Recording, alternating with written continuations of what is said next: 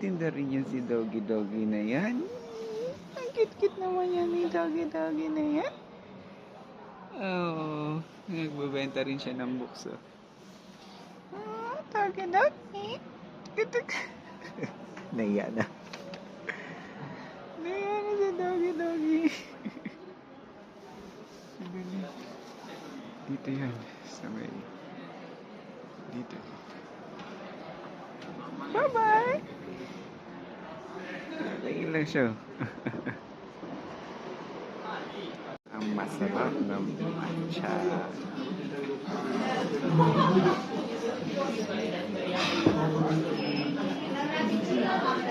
Ito rin ang ating spicy beef ramen.